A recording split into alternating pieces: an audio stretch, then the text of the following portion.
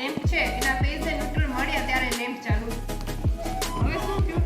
આ વિદ્યુત પ્રવાહ આ જે લેમ્પ હતો ને ફેઝ ન્યુટ્રલ મળી ગયા. હવે આને મેં અડાડ્યો તો થયો, આ હવામાં રાખ્યું તો ન થયું. એનો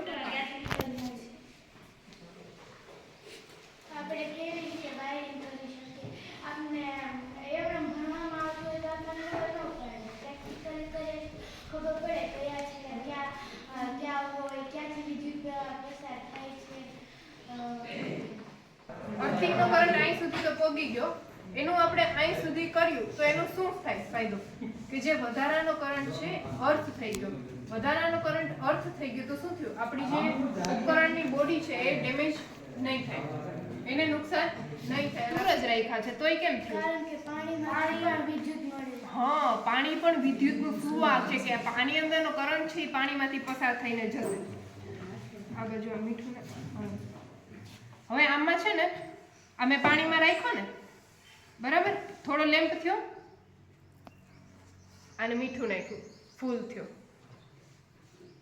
બસ એકદમ ફૂલ થઈ ગયો. એનું શું કારણ?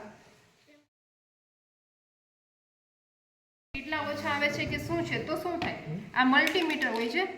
મલ્ટીમીટરને આપણે વોલ્ટેજની જે રેન્જ હોય એમાં આપણે સેટ કરી શકીએ.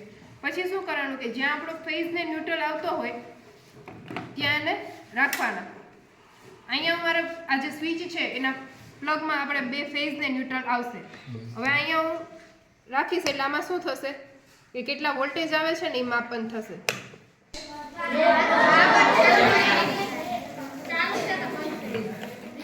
આપણો પ્લગ હોય એમાં આપણે ચાર્જર નાખીએ, ઘરમાં લાઈટ પણ હોય છતાં પણ આપણો મોબાઈલ ચાર્જ ના થાય તો આપણે શું કરીએ?